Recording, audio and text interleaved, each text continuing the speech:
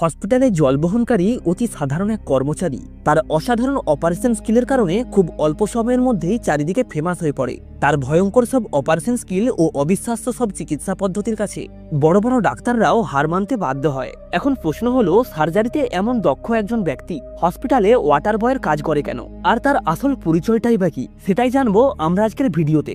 গল্পের শুরুতেই দেখা যায় পারখুন নামের এক ব্যক্তি কাঁধে একটা জলের ব্যারেল নিয়ে যাচ্ছিল।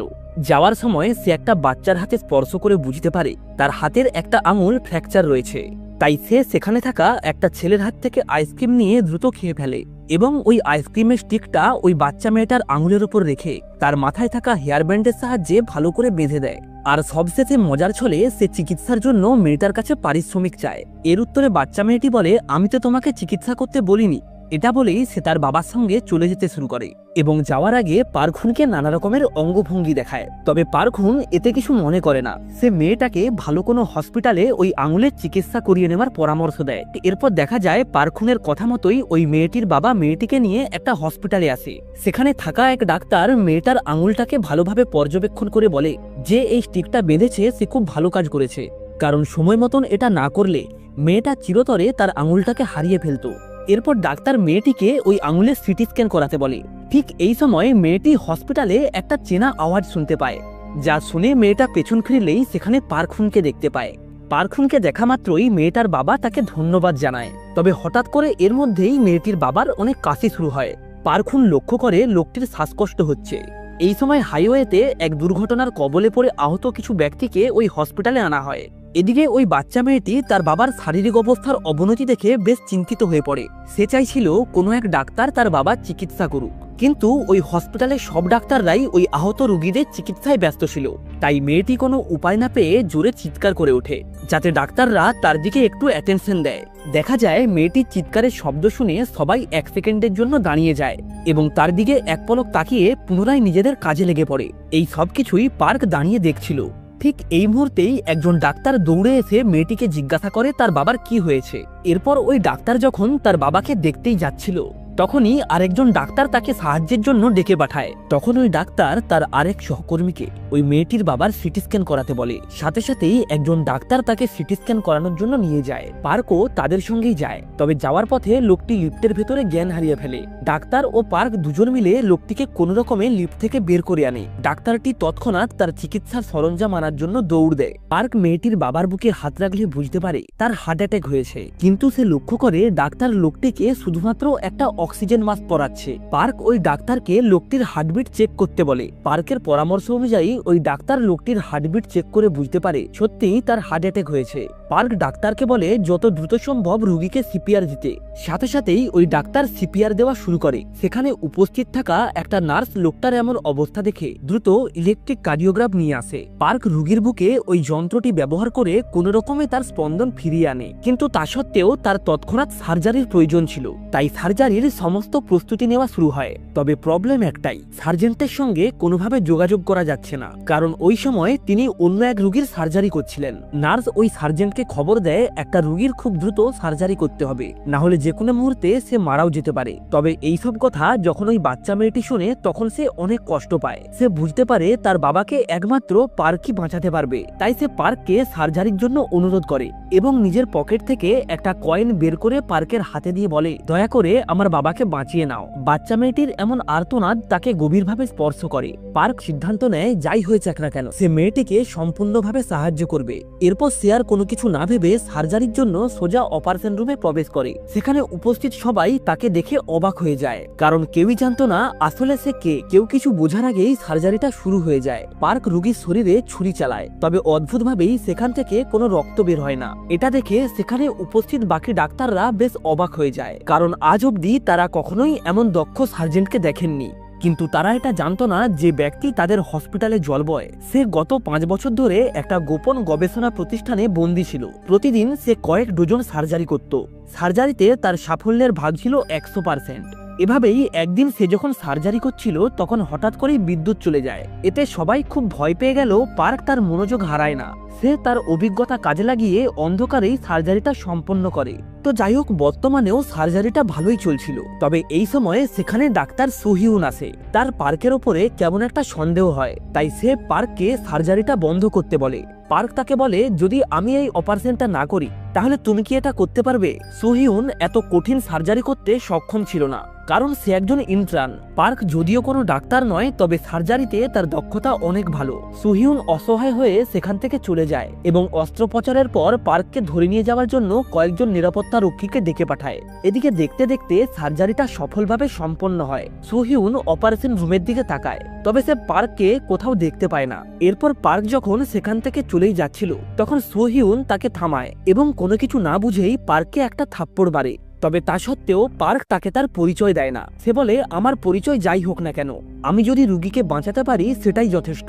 সুহিউন রাগে আবারও তাকে চড় মারতে যায়, তবে এইবার পার্ক তার হাতটা ধরে ফেলে, কিন্তু সুহিউন অন্য একটা হাত দিয়ে পার্ককে থাপ্পড় মারে। এই সময়ে এমার্জেন্সি ওয়ার্ড থেকে ফোন করে জানানো হয় মেয়েটির বাবার শরীরের রক্তচাপ ধীরে ধীরে কমে যাচ্ছে। ব্যাপারটা শুনে আশেপাশের ডাক্তারদের মধ্যেও আতঙ্ক তৈরি হয়, কিন্তু এই ব্যাপারটা পার্ক আগে থেকেই অনুমান করেছিল। সে রোগীর অবস্থা বিস্তারিতভাবে ব্যাখ্যা করে এবং তার সমাধানও বলে দেয়। ডাক্তার হান সবেমাত্র তার অপারেশনটা শেষ করেছে। তার মধ্যেই এই খবরটা পেয়ে তিনিও দ্রুত দৌড়ে আসেন। পার্ক সুহিউনকে যেমন বলেছে, রোগীর চিকিৎসাও ঠিক তেমন ভাবেই করা হয়। এতে সুহিউনও বেশ অবাক হয়ে যায়। এই সময় ডাক্তার হান এসে পার্ককে বলে, তোমার কাছে প্র্যাকটিস লাইসেন্স থাকলেও রেজিস্ট্রেশন ছাড়া তুমি অস্ত্রোপচার করতে পারো না, তাই আর কখনোই তোমাকে যেন হসপিটালে দেখা না যায়। এরপর পার্ক আবারও তার জল দেওয়ার কাজ শুরু করে, কিন্তু এই সময় অন্য একজন ডাক্তার তাকে ধরতে চায়।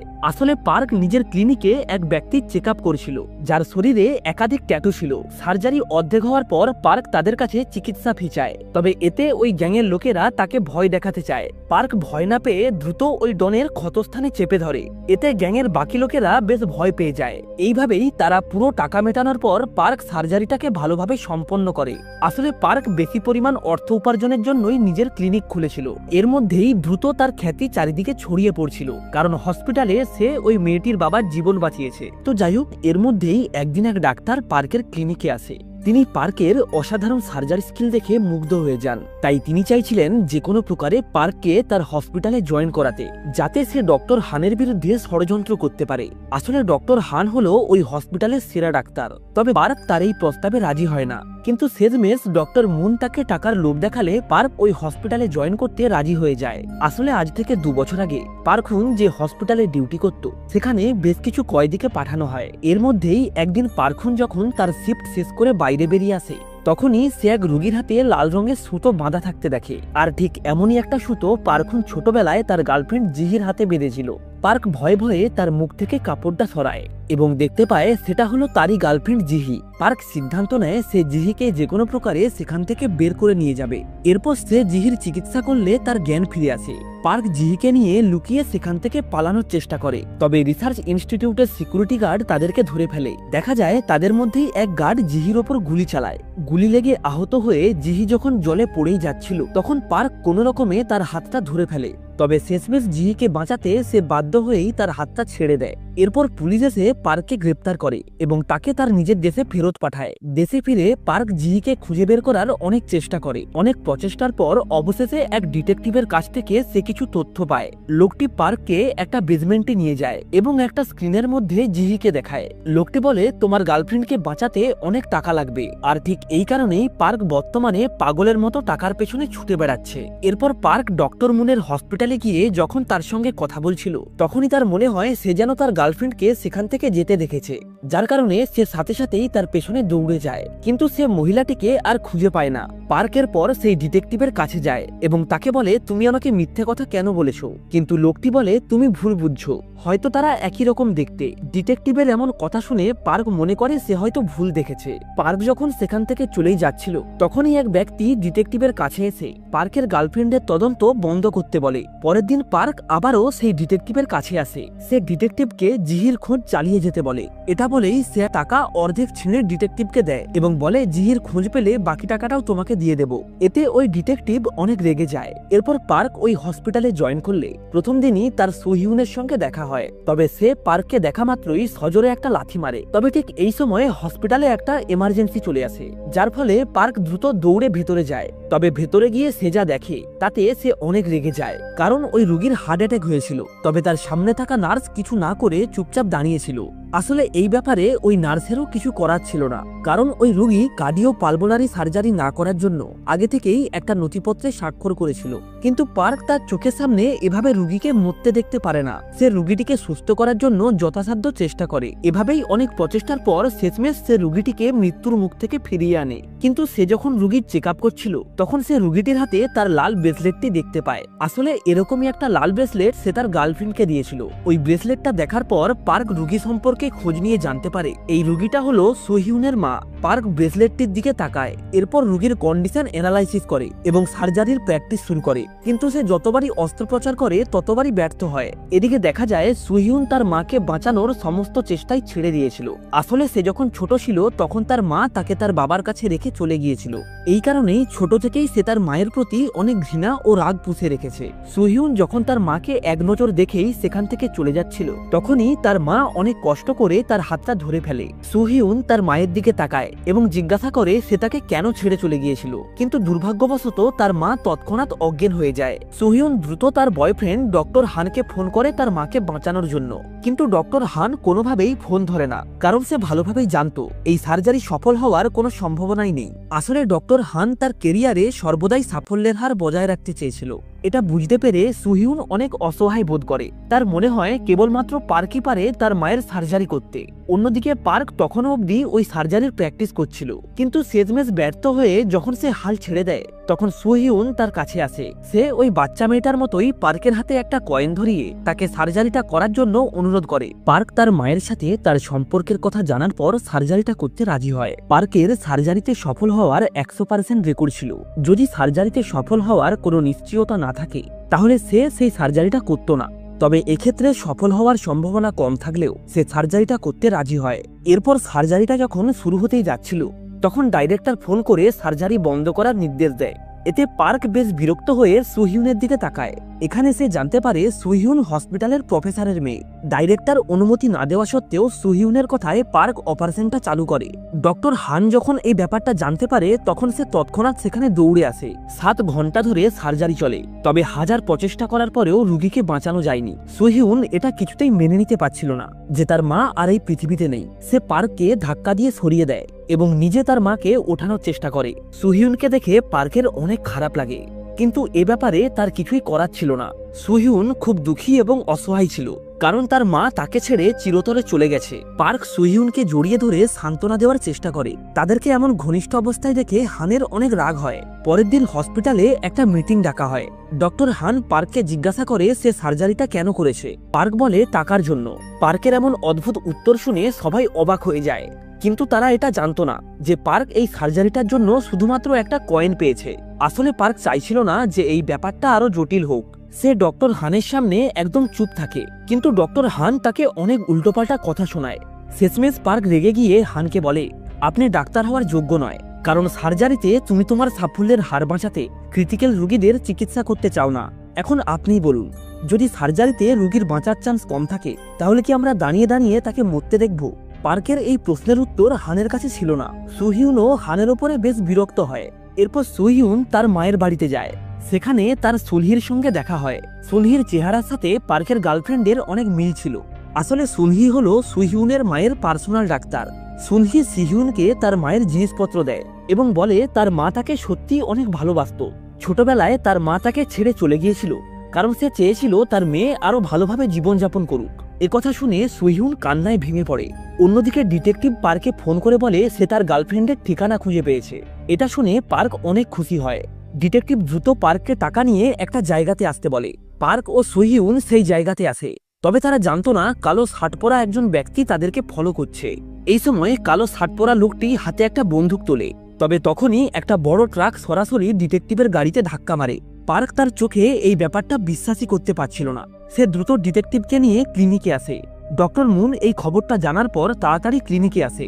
এদিকে পার্ক ডিটেকটিভের সার্জারি করতে শুরু করে, তবে সার্জারি করার জন্য তার ক্লিনিকে পর্যাপ্ত সরঞ্জাম ছিল না। তাই সে বাধ্য হয়ে রোগীর শরীরের ভেতরে হাত ঢুকিয়ে দেয় এবং চোখ বন্ধ করে অনুভব করার চেষ্টা করে।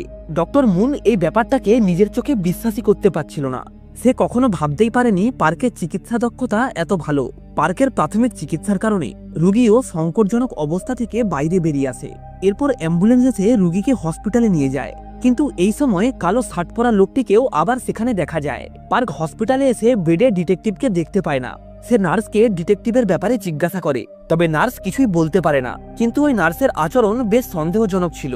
এই সময় ডিটেকটিভ পার্কে একটা মেসেজ পাঠায়, যেখানে লেখা ছিল সে বিশ্রামের জন্য বিদেশে যাচ্ছে। তাই পার্ক যেন কোনোভাবেই তার সঙ্গে যোগাযোগ করার চেষ্টা না করে। তবে পার্ক তখনই তাকে ফোন করে, তবে সে ফোনটা রিসিভ করে না এবং আমরা দেখতে পাই ফোনটা সেই কালো শার্ট পরা ব্যক্তির হাতে রয়েছে। এদিকে এই ঘটনার পরে পার্ক বেশ হতাশ হয়ে পড়ে, কারণ সে আবারও একবার তার গার্লফ্রেন্ডকে খোঁজার সুযোগ হারিয়ে ফেলেছে। তার মনে হচ্ছিল যেন কোনো এক রহস্যময় শক্তি তাকে তার গার্লফ্রেন্ডকে খুঁজে পেতে বাধা দিচ্ছিল। এরপর সে হসপিটালের সিসিটিভি ফুটেজ চেক করতে যায়। সে আগেও তার গার্লফ্রেন্ডকে এই হসপিটালেই দেখেছিল, তাই ফুটেজ চেক করলে সে বুঝতে পারবে ওই মেয়েটা আসলে কে ছিল। তবে সমস্যা হলো যে কেউ চাইলে তো আর ফুটেজ চেক করতে পারে না, তাই সিকিউরিটি গার্ড তাকে কন্ট্রোল রুম থেকে বের করে দেয়। এরপর পার্ক সুহিউনের কাছে যায়। সুহিউন যেহেতু প্রফেসরের মেয়ে, তাই সে হয়তো তাকে ফুটেজ চেক করতে সাহায্য করতে পারে। দেখা যায় তার অনুমান মতোই সুহিউন তাকে ফুটেজ চেক করতে সাহায্য করে। বেশ কিছুক্ষণ ফুটেজটাকে ভালোভাবে চেক করার পর অবশেষে সে এমন একজনকে দেখতে পায় যার চেহারাটা পুরোপুরি তার গার্লফ্রেন্ডের মতোই। কিন্তু দুঃখের ব্যাপার হলো ভিডিওটা স্পষ্ট ছিল না, তাই তার মুখটা খুব একটা ভালোভাবে চেনা যায় না। তবে পার্ক বুঝতে পারে মেয়েটি এই হসপিটালেরই ডাক্তার। পার্ক সুহিউনকে ক্লিনিকে নিয়ে যায় তার গার্লফ্রেন্ডের ছবি দেখানোর জন্য, কারণ সুহিউন হসপিটালের সমস্ত ডাক্তারকে চেনে। সুহিউন মেয়েটার ছবি দেখা মাত্রই বেশ অবাক হয়ে যায়, কারণ ওই মেয়েটা ছিল তার মায়ের প্রাইভেট ডাক্তার সুনহি। তারা তৎক্ষণাৎ হসপিটালে আসে, তবে সিনহিকে কোথাও খুঁজে পায় না। ঠিক তখনই পেছন থেকে একটা চেনা কণ্ঠস্বর ভেসে আসে। আর এর সাথেই সিরিজের প্রথম পর্বটা এখানেই শেষ হয়। ভিডিওটা ভালো লেগে থাকলে অবশ্যই একটা লাইক করে চ্যানেলটাকে সাবস্ক্রাইব করে রাখবেন। তাহলে আজ এই অবধি, দেখা হচ্ছে নেক্সট ভিডিওতে এই সিরিজের দ্বিতীয় পর্ব নিয়ে।